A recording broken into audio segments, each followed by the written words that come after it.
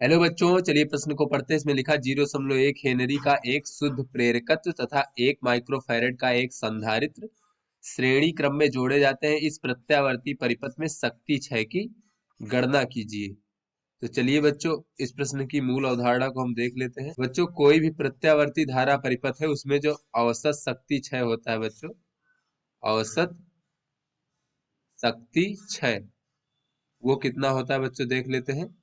तो ये होता है बच्चों, इसे हम पी औसत से प्रदर्शित करते हैं इस प्रकार से। औसत शक्ति क्षय ये होता है बच्चों प्रत्यावर्ती वोल्टेज का वर्ग माध्य मूल मान यानी कि वी आर एम एस, गुणे बच्चों प्रत्यावर्ती धारा का वर्ग माध्य मूल मान यानी कि आई आर एम एस, और गुणे बच्चों शक्ति गुणांक कास फाई। तो बच्चों ये कास फाई क्या है, ये शक्ति गुणांक है। तो बच्चों ये शक्ति गुणांक कास फाई का मान कितना होता है वो देख लेते हैं बच्चों।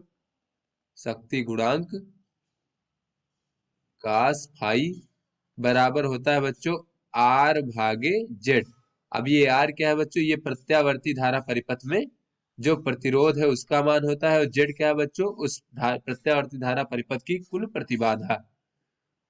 तो चलिए बच्चों अपने प्रश्न को हल करते हैं। बच्चों इस प्रश्न में कहा जा रहा है कि 0.1 हेनरी का एक शुद्ध प्रेरकत्व है और 1 माइक्रोफैरड का एक संधारित्र है जो कि श्रेणी क्रम में जोड़े जाते हैं। तो बच्चों शुद्ध प्रेरकत्व का अर्थ ये हुआ कि इस कुंडली का केवल प्रेरकत्व है, बाकी इसमें प्रतिरोध का मान शून्य है।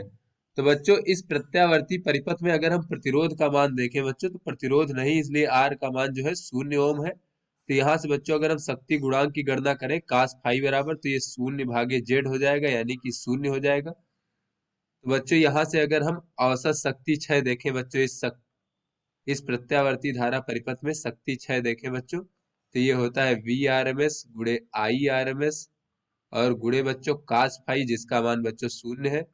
तो इस प्रकार से बच्चों 0 वाट हो जाएगा, यानी कि इस परिपथ में कोई भी शक्ति क्षय नहीं होगा क्योंकि इसमें कोई भी प्रतिरोध नहीं है। तो आशा करते हैं आपको समझ में आ गया होगा। धन्यवाद।